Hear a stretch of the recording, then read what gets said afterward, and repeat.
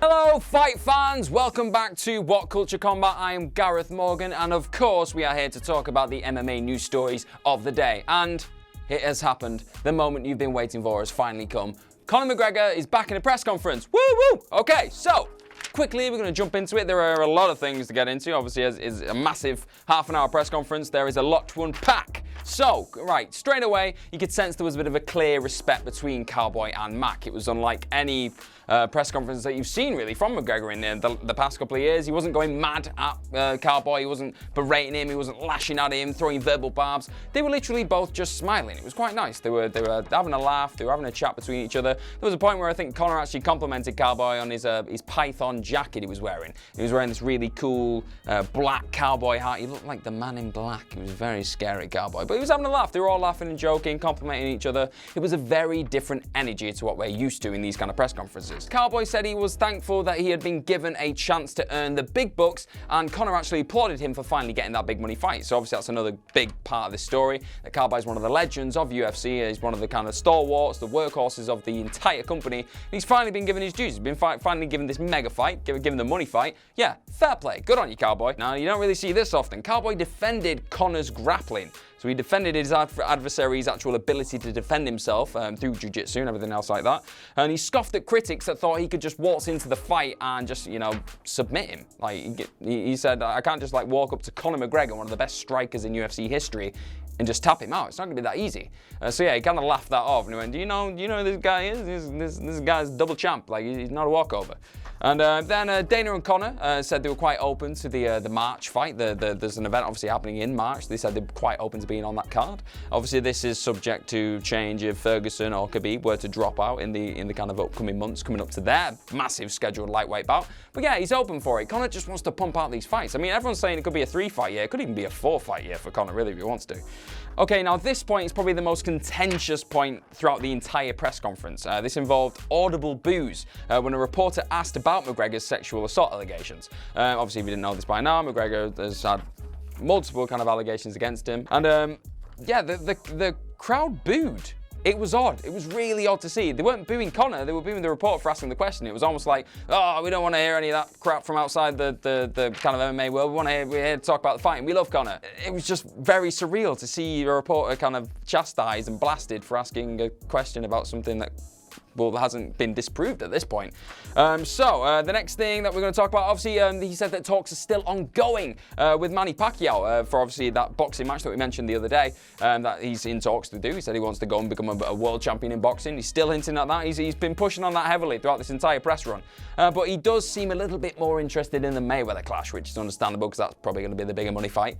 Yeah, and he said that he didn't offer. Actually, no, he did a Mystic Mac prediction. He actually did one of his iconic Mystic Mac predictions. The crowd loved it. The crowd lapped it up. But instead of going for the round, the specific time, things like that, what he used to do, he used to really kind of like toot his horn and say it was going to be the first round, it's going to be a first round knockout. He didn't do that. He just said KO. It's going to be a KO, and he laughed it off. And he was just having a good time, and everyone's having a laugh. It was great.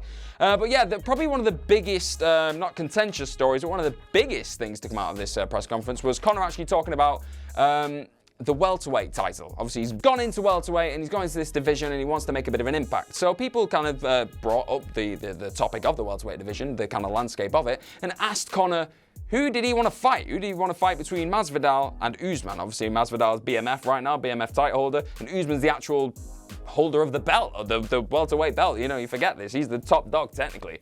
Conor laughed it off and said, I'd take them both down, which is, yeah, typical Conor. But then he kind of like he kind of unpacked it all a little bit, and he talked about how Masvidal's probably going to be the most exciting clash because of the way their styles kind of match up. It's going to be a dynamic battle if that was to go down. And then he went on to say that Usman's fight, he wasn't a big fan of the Usman fight as a whole, that actually happening. He actually said, and I quote, "The most exciting of the bouts would probably be myself versus Jorge from a stylistic standpoint. Usman kind of has the similar style of Khabib, the sniff the jockstrap style."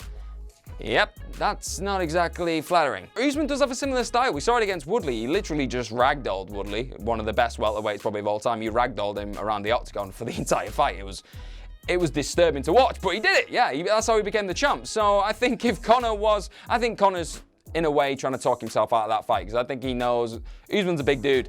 If he takes on that guy, I don't like Conor's chances. I think it would be kind of the same scale of what happened with Khabib, just, you know, adding an extra like 15 pounds on top of it. So that's the Conor conference, and a lot of contentious issues to talk about throughout that conference. Let us know what you thought about them in the comment section below, because that was a big talking point of today. Now our next topic of the day involves Robert Whittaker, who is out of his fight against Jared Cannonier at UFC 248. Now, Robert Whittaker, he was the middleweight champion up until a couple of months back, really, when he lost against Israel Adesanya in Australia in the Marvel Stadium, the UFC attendance record, that one, it was huge. He lost that fight. He was on quite a tear up until that point. He was doing really well, and he probably is still ranked as one of the top middleweights in that division. This fight was almost a little bit of a number one contendership fight after, obviously, Israel's going to fight now, apparently, against Yoel Romero. This fight seemed like the kind of number one contendership battle, or maybe even the fight that would set up a battle with Paulo Costa to chat. That middleweight division's got a lot of contenders right now. There's a lot going on. But now, he's out. He's out of the fight. So there's not been any real reason identified at this point as to why that's happened. You expect that Whittaker will come out with a statement soon enough. But yeah, as of this moment, Jared Cannonier, who's recently just gone down from light heavyweight to middleweight and absolutely battered that division. He's on a 3-fight win streak. He beat Anderson Silva. He beat the legend, right?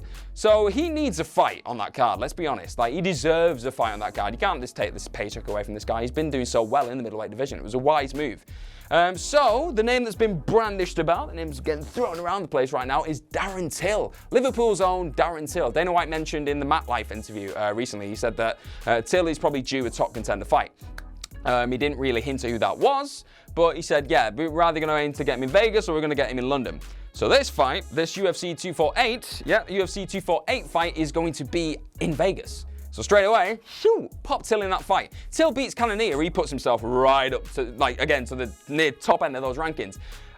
It's just, I mean, I don't really, I feel so much sympathy for Adesanya right now. I mean, he's obviously a class fighter, but looking in that division, you got Yoel Romero, Paulo Costa, Whittaker, Jared Cannonier, and Darren Till, all like vying for your belt. That's not a division I want to be on top of right now. I would not want that target on my back. But Adesanya is taking it all in his stride. He's the cocksure new guy, and it's brilliant. That division, that and the lightweight division right now are probably the two hottest kind of prospects in all of UFC. They're brilliant to watch, so I can't wait to see how that one unfolds. The Battle of the Gorillas could happen at UFC 248. Stay tuned. And our last story of the day involves Bellator's Cris Cyborg. She's obviously got a fight coming up very soon, but she came out recently and she said that Claressa Shield, obviously she's a multi-boxing world champion right now, middleweight and light middleweight, she came out and said that if she was considering stepping inside of the octagon, she would train her.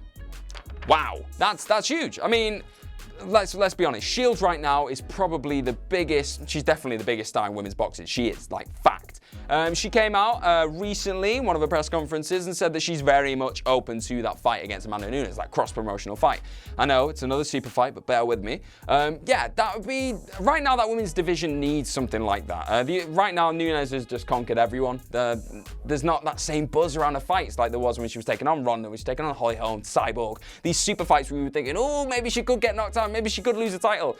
It's not realistic now. You just feel like she's going to walk over everyone. Whereas this, yeah, maybe it's going to be tough for Shields because she doesn't have much of a jiu-jitsu background. She doesn't have a grappling background. She's a boxer. She's just a straight-up boxer. So she'd need a bit of time to acclimatize to MMA. And Cyborg actually came out and said as much. She said, and I quote, "I think with everything she can be great. If it was my athlete, I would make some fights in MMA first." So she said, like, she wouldn't throw her into that fight because it's the equivalent of, I don't know, stepping into a boxing ring right now if you're a heavyweight and saying, yeah, I'm going to take on Tyson Fury. I've never boxed before in my life. I'm a bit of a decent grappler. I've wrestled. I'm an Olympic caliber wrestler. But I'm going to go and fight Tyson Fury in a boxing match. It's not going to end very well. But right now, I think that Cyborg's just trying to play the field a little bit. Cyborg wants a bit of revenge, let's be honest. She was not happy with the way that Nunes fight turned out. She feels like UFC have just absolutely done her wrong in the entire time she worked with them. And if she can, in any way she can get back at UFC, she's going to try her best. So I think she's definitely keen. She even said in one of her quotes, she said, people are going to love her. She was talking about Shields. Said, people are going to love her. If I'm able to help her, if I have the opportunity, for sure. She actually trained with Shields a couple of years back, and they were practicing arm bars and things like that, and kind of practicing the grappling aspects of MMA. And she said that when she was trying her arm bar, she was okay. She was all right. Like, obviously, she wasn't world class because she'd never done it. But Shields then came out and said, I'm a boxer. I like to box. And Cyborg turned around and went, yeah, me too. So there's something there. Everyone loves these super fights right now. That's kind of the big draw in MMA. No one's really that bothered about the belts, which is quite sad actually. But I think this makes sense as something that's going to draw people back into the women's division. It's lost a bit of steam recently. All the best to Shields. I think if she got a few, I'd personally recommend her getting a few fights under her belt first, seeing how she gets on then. But if she wants to jump straight in, feels she's got the training behind her to take on somebody like Nunes, all power to her. Go for it. And that was our news roundup of the day. How do you feel about the Conor press conference with Cowboy? How do you feel about him going after that welterweight belt potentially, but not against Usman? Didn't fancy it. How do you feel about Chris Cyborg potentially training Clarissa Shields? And what is next for Jared Cannonier at UFC 248? I've been Gareth Morgan. This is Fight Week. It's probably the biggest week so far of the year. I know it's only January, but I'm excited, you're excited, we're all excited. Let's get it. See you soon.